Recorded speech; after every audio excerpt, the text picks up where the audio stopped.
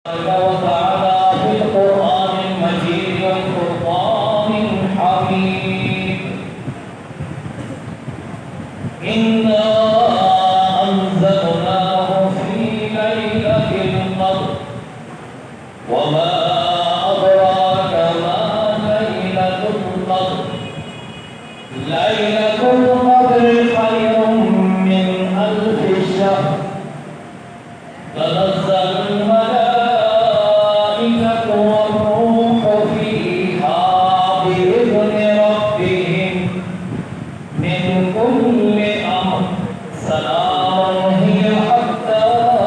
مطلع الفجر صدق الله مولانا العظيم إن الله وملائكته يصلون على النبي يا أيها الذين آمنوا صلوا عليه وسلموا تسليما اللهم صل على سيدنا ومولانا محمد معظم الجود والكرم وعلى آله وأصحابه أجمعين صلوات الصلاة والسلام عليك يا رسول الله وعلى آلك وأصحابك يا حبيب الله الصلاة والسلام عليك يا جد الحسن والحسين وعلى آلك وأصحابك يا خاتم النبيين يا صاحب الجمال ويا سيد البشر من وجهك المنير لقد نور القمر لا يمكن السماء كما كان حقا بعد أجهضا بزرگ كل إسلام مختصر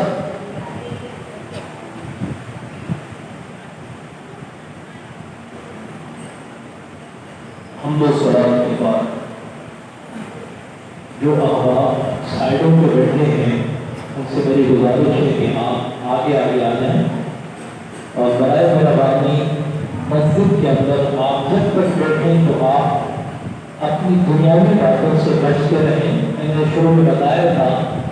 کہ آج کی جو رات ہے اس کو بڑی نسبتیں حاصل ہیں بنیادی طور پر یہ وہ مہینہ ہے کہ جس کے دن اور رات بھی برکتیں اور پھر آج کی رات ایک تو شب جمعے کی رات پھر لیلۃ القدر کی رات پھر ختم قرآن کے اختتام میں جمع ہونے کی رات تو ہر حوالے سے آج کی رات کو بڑی فضیلت حاصل ہے جتنے یہ پیچھے سائڈوں کے بچے پیچھے بیٹھے ہوئے ہیں جو آپ باتیں نہ کریں بالکل خاموشی کے ساتھ بیٹھیں بالکل آپ یہ تصور بنائیں کہ آج ہم بطر خضرا کے سائے میں بیٹھے ہوئے ہیں یہ کیفیت اور یہ تصور پیدا کریں انشاءاللہ ضرور آپ کو کل بھی ضرور دے سب سے پہلے میں ختم قرآن کے اہتمام پر آج قاری عرفان فریدی صاحب کو مبارکباد پیش کہ آپ نے قرآن کریم نماز فرادی کی صورت میں الف لام میم سے لے کر والناس تک سنایا اور پھر ان تمام احباب کو میں مبارکباد پیش کرتا ہوں کہ جنہوں نے اول سے آخر قرآن کریم کو نماز فرادی میں سماعت فرمایا جنہوں نے درمیان میں آ کے سماعت فرمایا جنہوں نے چند پارے سماعت فرمایا تمام اس بات کے مبارکباد کے مستحق ہیں کہ ماہ رمضان کے ان بابرکت لمحات کے اندر بابرکت صحابوں کے اندر اللہ کی دی توفیق سے اللہ کی عطا سے اللہ رب العالمین کی ہدایت کی کتاب یہ تمام کلاموں پر سب سے زیادہ فضیلت رکھنے والی کتاب قرآن کریم فرمان حمید کو نماز تراویح کے اندر آپ نے سماعت فرمایا یہ خوش قسمتی ہے خوش نصیبی ہے کہ اللہ تعالیٰ نے ہمیں ماہ رمضان جیسا مہینہ عطا فرمایا اور پھر ماہ رمضان کے اندر اللہ رب العالمین نے ہمیں یہ توفیق دی کہ اس کی عطا سے اس کے حبیب کے وسیلہ سے ماہ رمضان کی راتوں میں نماز تراویح میں قیام کی حالت میں ہم نے قرآن کریم کو سنا. یہ بڑی برکت اور بڑی سعادت مندی کی بات ہے، کیونکہ قرآن کریم کے حوالے سے ایک حدیث پاک شروع میں بیان کروں، پھر میں سورۃ پاک کا ترجمہ لے کے چلوں گا. یہ قرآن کریم اور پڑھتے ہیں، قرآن کریم کی تلاوت پڑھتے ہیں یا سنتے ہیں، اس کی سعادت اور اس کی برکت اگر ہم جان لینا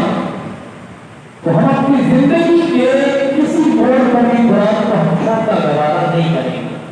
اگر ہم اس قرآن کی برکتیں اس کو ہم جان لیں. ایک حدیث پاک ہے جو کہ امام مسلم نے نقل کی، امام بخاری نے نقل کی، جس کو متفق علیہ حدیث کہا جاتا ہے. حضرت اسید بن حضیر رضی اللہ تعالی عنہ آپ فرماتے ہیں کہ میں اپنے گھر کے چھت کے اوپر قرآن کریم پڑھا کرتا تھا اور اللہ نے حضرت اسید بن حضیر کو ایسی خوبصورت آواز بھی دی تھی کہ آپ جب قرآن پڑھتے تھے نا تو آپ کے گھر کے آس پاس سے دائیں بائیں سے جو آنے جانے والا ہوتا نا وہ بڑے ہونے قرآن کریم سننے لگ جاتا. یہ حضرت اسید کو اللہ نے یہ کہتا تھا فرمایا. فرماتے ہیں کہ میں اپنے گھر کے چھت پر قرآن پڑھ رہا تھا تو میں نے اچانک دیکھا کہ میرے سر کے اوپر بادلوں کا ایک ٹکڑا، بادلوں کا ایک حصہ جمع ہوا اور مجھے خوف ہوا کہ یہ جو بادل جمع ہو گئے کہیں اس سے اچانک آندھی نہ آ جائے جس سے میرے گھر میں میری اہلیہ ہے وہ گھبرا کر گر نہ جائے، میرے گھر میں میری سواری کے لیے ایک گھوڑا ہے وہ کہیں گھر پر بھاگ نہ جائے.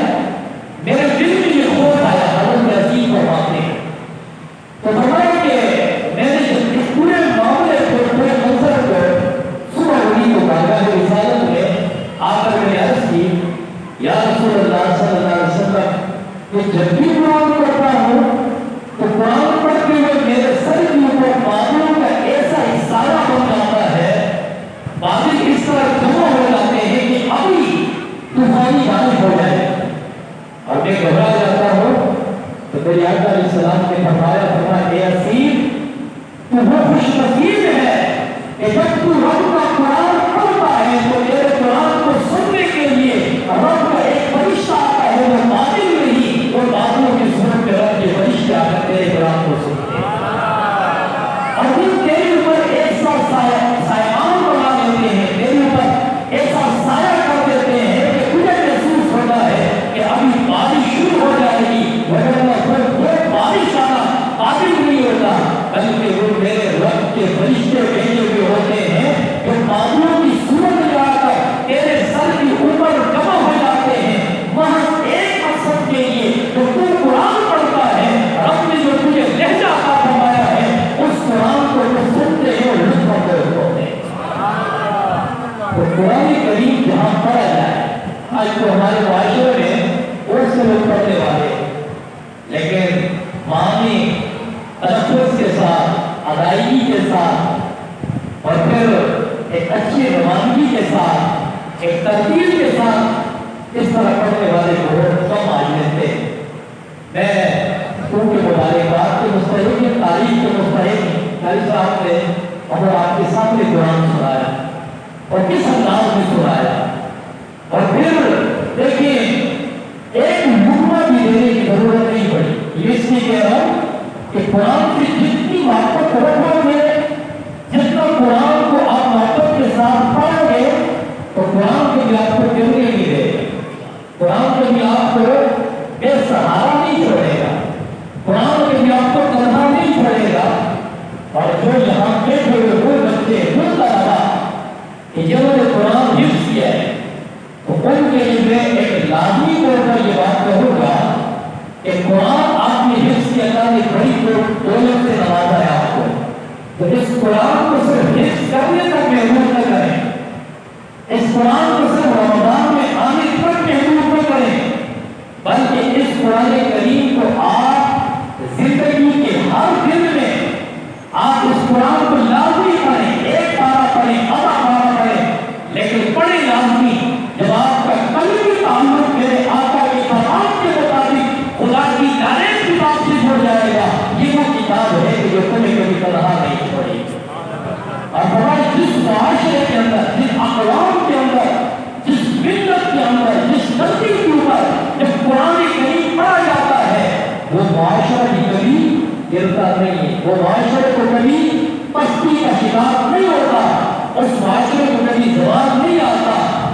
لیکن آج ہمیں کیا ہو گیا؟ آج ہمارے معاشرے کو ایسا کیا ہو گیا کہ ہمارے معاشرہ ہماری ملت کے نوجوان وہ پستی کے شکار ہو کر اور وہ زوال کے شکار ہو کر اور وہ قرآن کریم سے دور ہو کر وہ ان صحابتوں سے محروم ہو کر ان برکتوں کو پانے سے محروم ہے. اس کی وجہ کیا ہے؟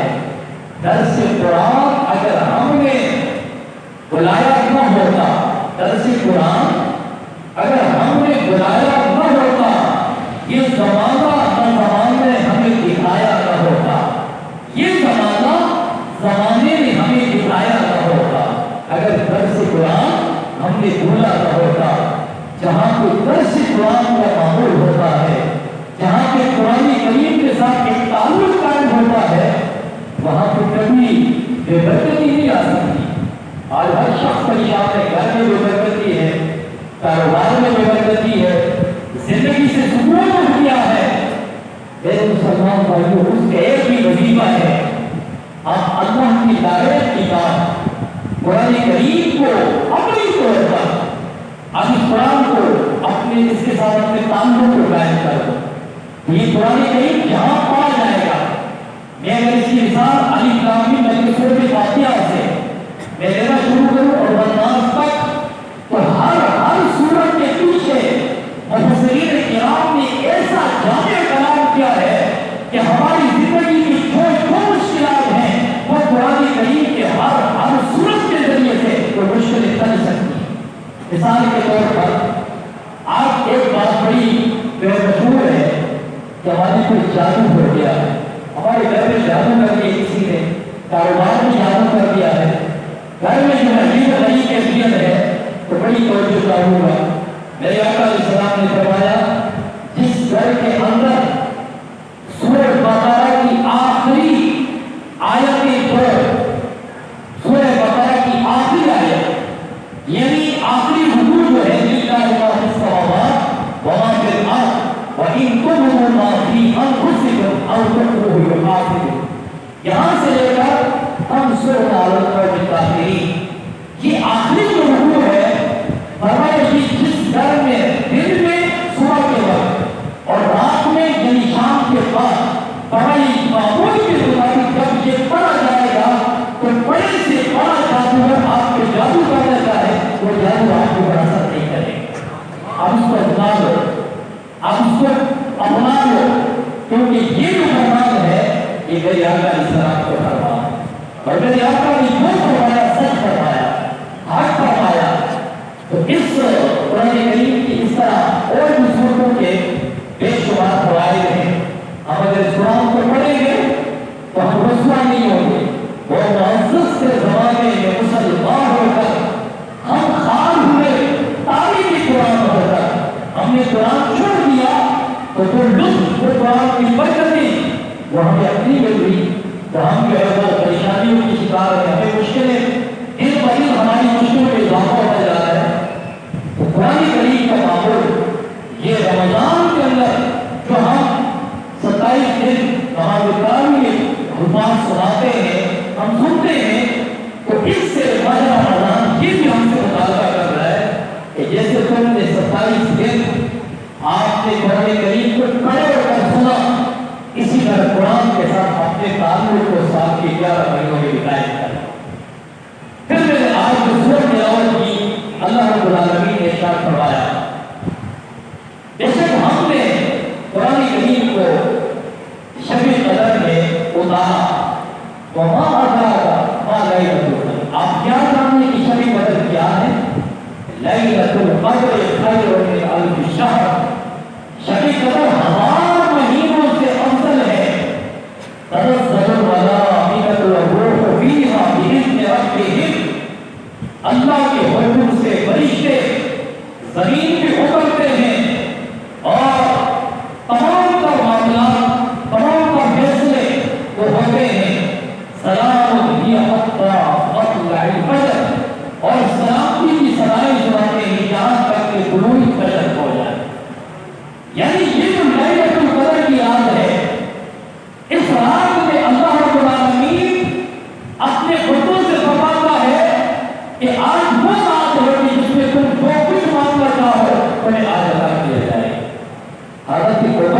رضی اللہ تعالیٰ عنہ یہ تابعین میں سے ہے اور یہ فرماتے ہیں کہ خدا کی عزت کی قسم لیلۃ القدر اگر کسی نے پانا ہے تو لیلۃ القدر جو ہے وہ 27 کی رات کی یہ قسم اٹھا کر فرماتے ہیں لیلۃ القدر یہ 27 کی رات کی ایسے تو رات کو وقت بھی رکھا کہ کس میں بھی تلاش کرو 23 کے اندر 25 27 29 لیکن حضرت عبید بن کعب اور حضرت بایزید بستامی رحمۃ اللہ تعالیٰ علیہ جو جلیل القدر بزرگ ہیں آپ فرماتے ہیں کہ لیلۃ القدر کی رات اگر تم نے حاصل کرنی ہے پانی ہے جستجو ہے تو فرمایا کون 27 شب کو لیلۃ القدر تلاش اور علماء فرماتے ہیں کہ یہ جو صورت ہے اس کے اندر لیلۃ القدر کی جو الفاظ ہیں یہ دو الفاظ ہیں اور یہ آیت 3 مرتبہ صورت میں آئی تو 9 کو اگر 3 سے ضرب کریں تو 27 بنتے ہیں تو اس اعتبار سے فرمایا کہ لیلۃ القدر کی جو رات ہے وہ 27 کی رات کی ہے حضرت سیدنا عثمان بن عفان رضی اللہ تعالیٰ عنہ سے روایت ہے فرماتے ہیں کہ آقا کریم علیہ السلام نے فرمایا کہ خیرکم من تعلم القرآن وعلمہ فرمایا تم میں سے بہترین شخص وہ ہے کہ جو قرآن کریم خود پڑھے اور دوسرے کو قرآن کریم پڑھائے اب دنیا میں ہم بہتر کس کو سمجھتے ہیں دنیا میں ہماری نزدیک ہمارے ذہن و دماغ میں بہتر کون ہے لیکن اللہ کے حبیب نے فرمایا بہتر کون ہے جو قرآن خود بھی پڑھے اور قرآن دوسروں کو بھی پڑھائے بہتر وہ ہے اب قرآن کریم کو جو پڑھتا ہے دوسروں کو پڑھاتا ہے فرمایا یہ پڑھنے کا سرا کیا ہے جس نے قرآن کو پڑھا اس کے بعد حلال کو حلال کہا حرام کو حرام کہا اس قرآن کے بعد تمیز کی اس قرآن نے جو حکم دیا ہے اس کے مطابق زندگی گزاری اور اپنے قلب کے اندر اس قرآن کو محفوظ کیا اس پہ عمل کیا فرمایا قیامت کے دن جب فیصلے ہوں گے نا تو ایسے 10 لوگ جن کے اوپر جہنم واجب ہوگی لیکن اس قرآن کی برکت سے اللہ اس جس کے قلب میں قرآن ہوگا فرمایا اس کی وجہ سے اس کی برکت سے اس کے اہل خانہ کے 10 افراد کو جنت میں داخل فرمائے اب قرآن کریم جو ہے وہ آج ہم نے پڑھنے کے لیے صرف عبادت اور ثواب کی نیت سے پڑھنے تک محدود کر دے اور وہ بھی بہت کم لیکن یاد رکھیں قرآن کریم کو عبادت اور ثواب کی نیت سے پڑھنے کی بہت بڑی بات ہے لیکن قرآن کریم کو لے کر اور قرآن کے مطابق قرآن کے نیچے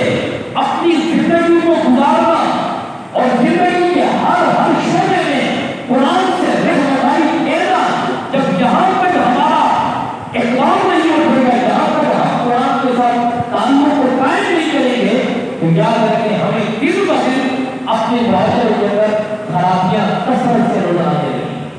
مثال کے طور پر ہم قرآن کریم کی سورۃ فاتحہ میں ایک آیت پڑھتے ہیں اهدنا الصراط المستقیم الہی ہمیں چلا سیدھے راستے پر اب کون سے راستے پر صراط الذین انعمت علیہم اس راستے پر جس پر تو نے اعلان کیا انعام یافتہ افراد کون ہیں اولئک الذین انعم اللہ علیہم من النبیین والصدیقین والشہداء والصالحین وحسن اولئک رفیقا یہ اهدنا الصراط المستقیم کی تفسیر ہے انعام یافتہ کون ہیں وہ ہے انبیاء وہ ہے صدیقین وہ ہے شہداء وہ ہے صالحین اب اهدنا الصراط المستقیم میں ہم نے انعام یافتہ لوگوں کا واسطہ مانگا اب انعام یافتہ لوگ جو ہیں ان کی زندگی میں سب سے پہلے انبیاء کو ہم لیں گے اور انبیاء میں امام الانبیاء کی ذات کو لیں گے امام الانبیاء نے صلی اللہ علیہ وسلم آپ نے جب 40 سال کی عرصے میں آپ نے نبوت کا اعلان فرمایا تو اس وقت قرآن جو ہے نبوت کا اعلان ہونے کے بعد نازل ہونا شروع ہوا آپ نے جب نبوت کا اعلان کیا 40 سال کے عرصے میں تو اب سوال یہاں یہ پیدا ہوتا ہے کہ اللہ تعالیٰ نے ایسی کیا حکمت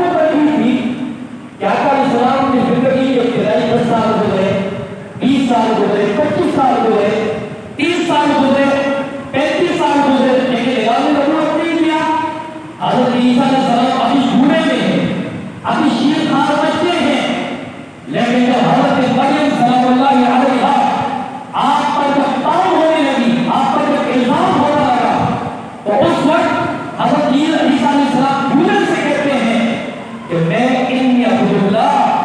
मैं अल्लाह का बंदा हूँ, आतानी अल किताब व जअलनी नबिय्या, अल्लाह ने मुझे किताब दी है और मुझे नबी बनाया है। यहया अलैहिस्सलाम की बात आती है तो बचपन में भी नबूवत की जिम्मेदारी सौंप दी जाती है, लेकिन ऐसी क्या हिकमत थी कि इमाम अल-अंबिया ने 40 साल के अरसे में जाकर अल्लाह के हुक्म के मुताबिक ऐलान नबूवत करवाया। मुफस्सिरीन यहाँ लिखते हैं, फरमाते हैं कि इसकी वजह ये थी कि मेरे आका ने मक्का के अंदर अपनी जिंदगी के बचपन का अरसा, फिर बचपन से आगे जवानी का अरसा गुजारा, और जब 40 साल हुए पूरे और आप फरमाया कि आप मक्के की उस पहाड़ी की चोटी पर खड़े हुए, जब आपने ऐलान करना था तो उस वक्त आपने सबसे पहली बात जो मक्का के बड़े बड़े कुफार, बड़े बड़े कबाइलों के लोगों के सामने आपने सबसे पहली बात की, बात की लोगों, एक कुरैशियों, एक बनु हाशिम कबीले के सरदारों, एक दीगर कबाइलों के लोग, मुझे ये बताओ, मेरे जिंदगी का बचपना तुम्हारे अंदर गुजारा, मेरी जवानी का अरसा तुम्हारे अंदर गुजारा, बताओ कि तुमने मुझे कैसा पाया। तो सबने बैठ जवाब होकर कहा कि हमने आपको सादिक और अमीन पाया, हमने आपको सादिक और अमीन पाया। अब पूरे 40 साल के अरसे के बाद और 40 साल के अरसे से जब मेरे आका की जिंदगी का अरसा यहाँ से जब आगे जाने लगता है, तो अब मेरे आका का उठना देखते हैं, उधर मेरे आका का उठना, इधर कुरान की आयत, मेरे आका के उठने में कुरान नजर आता है और इधर उस कुरान के अंदर मेरे आका का उठना नजर आता है। तो कुरान में आका का चलना नजर आता है, उधर मेरे आका की हर हर अदा ऐन कुरान के मुताबिक है। मेरे आका का सफर, मेरे आका की तिलावत, मेरे आका की जुमा कुर्सी करना, मरीजों की इलाज करना, इसी तरह दीगर मामलात आपकी जिंदगी के जो जो है उधर वो कुरान के मुताबिक है। कुरान में सूरत मोहम्मद ही नजर आती है और मोहम्मद ही सूरत में कुरान नजर आता है। तो इसलिए अल्लाह तबारक व तआला ने 40 साल के अरसे में अल्लाह के नबी सल्लल्लाहु अलैहि वसल्लम को हुक्म आया कि आप अब ऐलान नबूवत कर दें। आप ऐलान नबूवत करवाया, अब ऐलान नबूवत के बाद पूरा कुरान अल-हम्द से लेकर वन्नास तक मेरे आका की जिंदगी की अमली तफसीर है। मेरे आका की जिंदगी के हर हर अदा वो कुरान के मुताबिक है और कुरान आका की सूरत के मुताबिक। इसलिए मैंने अंबिया की जो तफसीर इब्न सलाम मुस्तकीम थे, इनाम याफ्ता लोगों में, हम जो अंबिया इनाम याफ्ता लोगों में से हैं, उनमें इमाम अल-अंबिया की सीरत को उठाए। तो इमाम अल-अंबिया की सीरत से हमें कुरान की हर हर आयत की रहनुमाई मिलती है। तो अगर हम कुरान को सवाब के रस्ते ही पढ़ें, लेकिन अपनी जिंदगी के अंदर, अपने तमाम तर मामलात के अंदर हम कुरान से रहनुमाई लेना इसको खत्म न करें और हर अपने रहनुमाई के लिए कुरान को हम अपना रहनुमा माने, तो हम कभी रुसवा नहीं हो सके। हमें जिल्लत के शिकार होना नहीं पड़ेगा। हमें कुरान को इस तरह के हम अपनी जिंदगी के हर काम में कुरान से रहनुमाई लें, तो हमें फिर बरकत ही नजर आए। ये कुरान वो है, एक मजूसी के बारे में आता है, मजूसी कि वो कहीं से कुरान करीम अपने घर में ले आया। ये बात सुनने से पहले ये भी बताओ कि हमने कुरान करीम का अदब कहाँ तक कर रखा है, और हमारे घरों में कुरान जब हमने अलमारी के ऊपर रखे हैं तो उनके ऊपर जो भट्टी धूल पड़ जाती है और हमें जरा से फिक्र भी नहीं होती कि इस कुरान करीम को हम साफ रखें, इसको तिलावत में मामूल रखें और इसको हम साफ रखें और इसका अदब करें। लेकिन जब हम इस अदब को खत्म कर देते हैं तो फिर बेवकूफ़ी की आवाज़ शुरू हो जाती है। तो मजूसी कहते हैं कि कहीं से कुरान करीम को ले आया, जब ले आए तो आप मजूसी मुसलमान नहीं होता, لیکن وہ قرآن کہیں سے آتا ہے تو اس کی بیوی کو پتہ چلتا ہے کہ میرے میاں جو ہے قرآن لے کے آئے گھر میں، تو کہا آپ قرآن کو لے آئے ہیں، لیکن آپ کو پتا ہے کہ یہ کون سی کتاب ہے؟ یہ اللہ کا وہ کلام ہے کہ اس کی بےادبی جو ہے وہ ذرا سی نہیں ہونی چاہیے، اور یہ نبی آخر الزمان اللہ کے پیارے حبیب صلی اللہ علیہ وسلم جو آخری نبی ہیں ان کے لیے یہ قرآن نازل ہوا ہے۔ اپنے مجوسی جو اور کہنے لگے کہ آپ نے پتا ہے پہلی کتابیں توریت زبور انجیل حق ہے سچ ہے، لیکن وہ منسوخ ہو چکی ہے، ان کے احکامات باقی نہیں ہیں۔ یہ قرآن وہ ہے کہ جن کے احکامات قیامت تک باقی رہیں گے۔ عرض کرنے لگی کہ آپ قرآن کو لے آئے ہیں، لیکن اب اس قرآن کی کہیں بےادبی ہو جائے۔ اس مجوسی شخص نے کہا چلو اس کا فیصلہ یوں کرتے ہیں کہ یہ تو حقیقت اور مبنی بات ہے کہ قرآن کی بےادبی نہ ہو، لیکن ایسا کرتے ہیں کہ آج میں لایا ہوں مغرب کا وقت شام کو، اب قرآن کریم کو دونوں میاں بیوی فیصلہ کر رہے ہیں کہ رات کے آدھے حصے تک قرآن کو میں اپنے ساتھ پر پکڑ کر کھڑا ہو کر میں یہاں گھر پر کھڑا ہوگا اور میرے سر پہ قرآن ہوگا، اور رات کے آدھے حصے کے بعد بیوی نے کہا کہ میں اپنے سر پہ قرآن کو رکھ کر اور کھڑی رہوں گی تاکہ بےادبی نہ ہو جائے۔ رات کے آدھے حصے تک میاں قرآن کو سر پہ پکڑ کر اور گھر میں کھڑا ہے بےادبی نہ ہو جائے، اور رات کے آدھے حصے کے بعد اس کی بیوی قرآن کو سر پہ پکڑ کر اور کھڑی ہے بیٹھ بھی نہیں کہیں بےادبی نہ ہو جائے۔ لیکن ادب کیا ہے اس سے کیا کرا؟ اس قرآن کے ادب کی وجہ سے اللہ نے ان دونوں میاں بیوی کو ایمان کی دولت سے مالا مالا،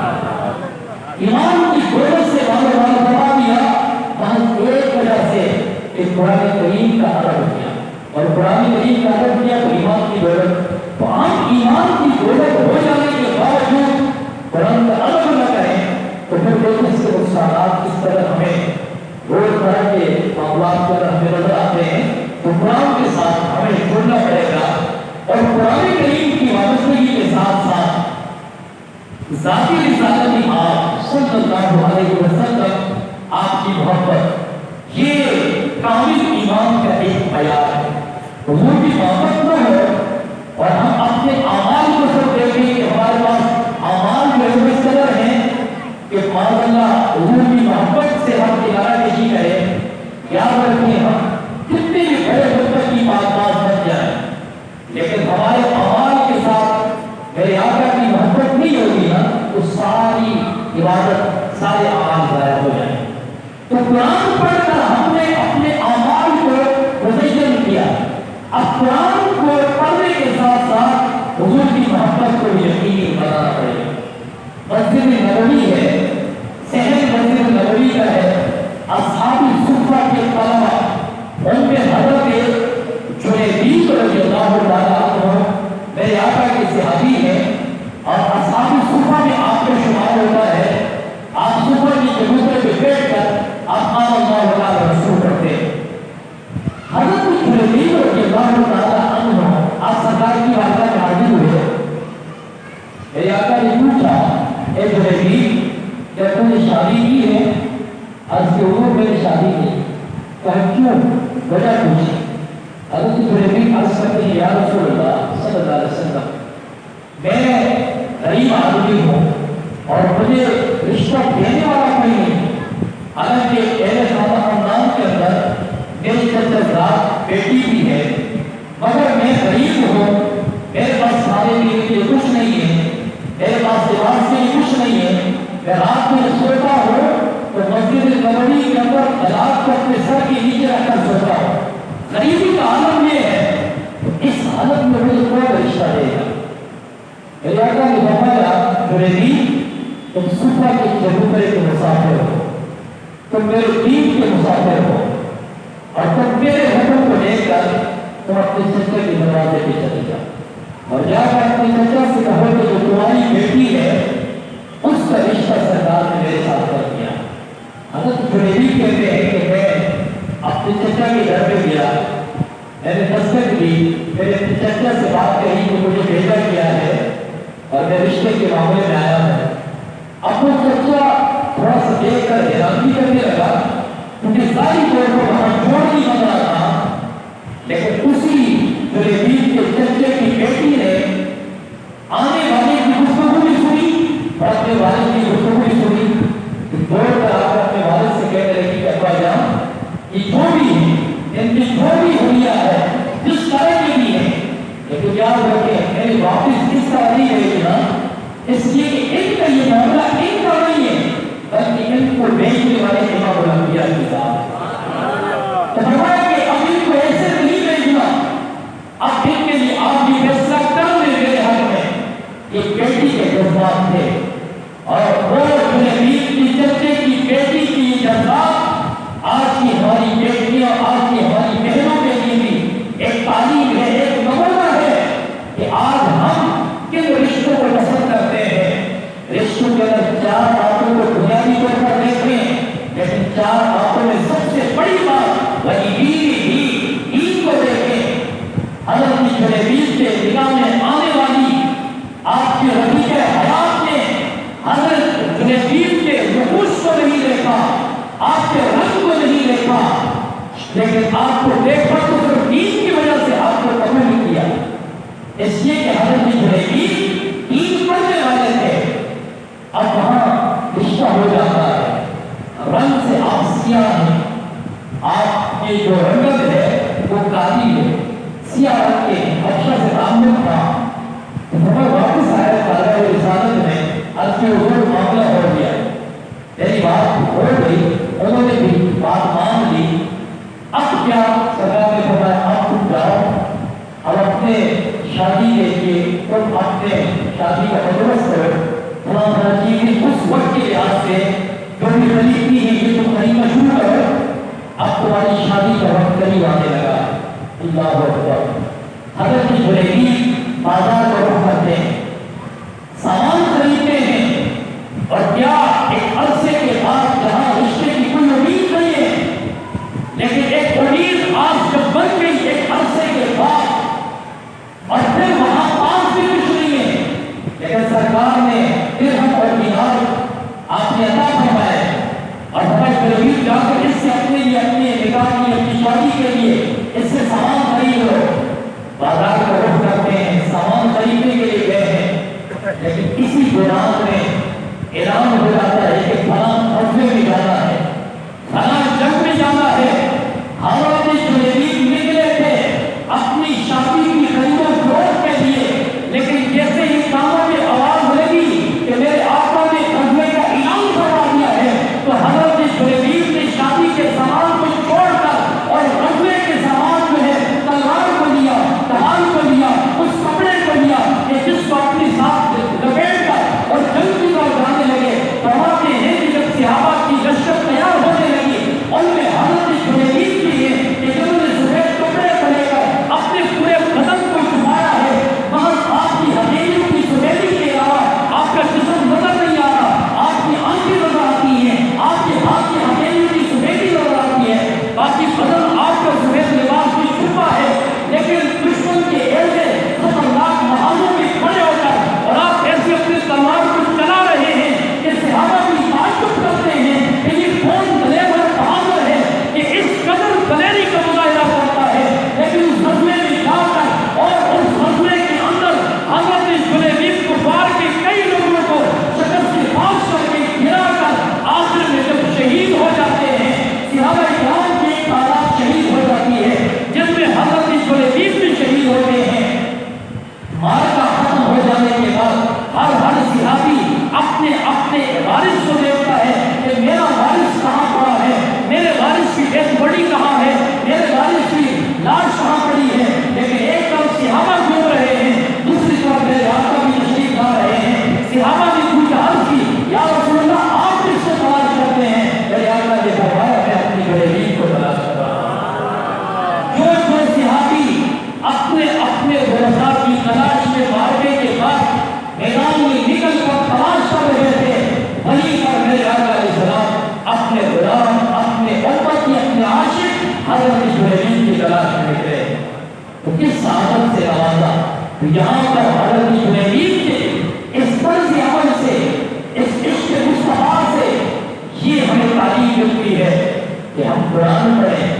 हम जिक्र अस्कार करें, हम नमाज़ें पढ़ें,